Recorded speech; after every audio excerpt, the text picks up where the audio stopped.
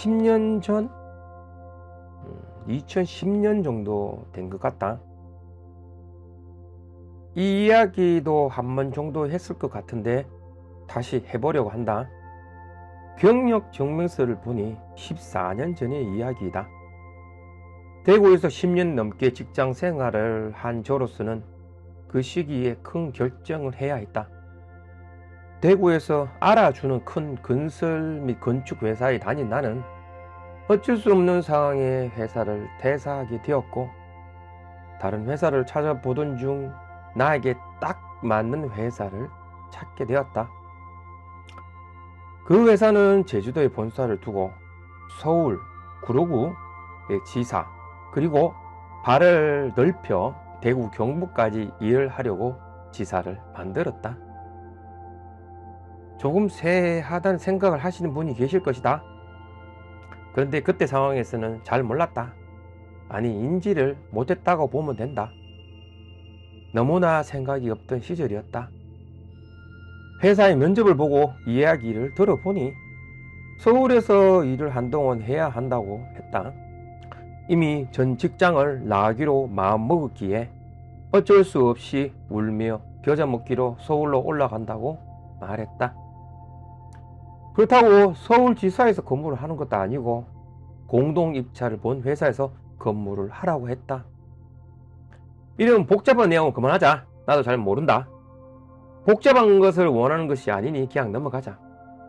그래서 서울 회사도 아닌 공동입찰을 한 회사에서 근무를 하게 되었다. 다행히 숙식 문제는 공동입찰하는 회사 근처에 숙식을 마련해 주셔서 그곳에서 숙식을 같이 해결했다. 10년이 넘은 시간이지만 아직도 그곳이 생각이 난다. 아직 그 이모 할머니께서 계시는지도 궁금하다. 5년 전에 방문해 보니 그 이모 할머니께서는 계셨지만 지금은 알 수가 없다. 가끔 그때 그 이모 할머니가 생각이 난다. 음식 맛이 참 좋았다. 그 얘기는 다시 해보도록 하고 회사 일로 넘어오도록 하자. 공동입찰을 한 회사에서는 내가 지방에서 올라와서 힘들 것이라고 생각하여 무척이나 잘 해주셨다. 아직도 그 회사의 부장님의 이름은 생각이 난다.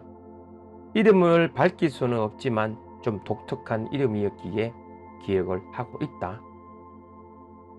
그리고 네 밑에 신입사원이 들어왔다. 아니, 들어왔다기보다는 이미 신입사원이 내가 입사하기 전에 있었다.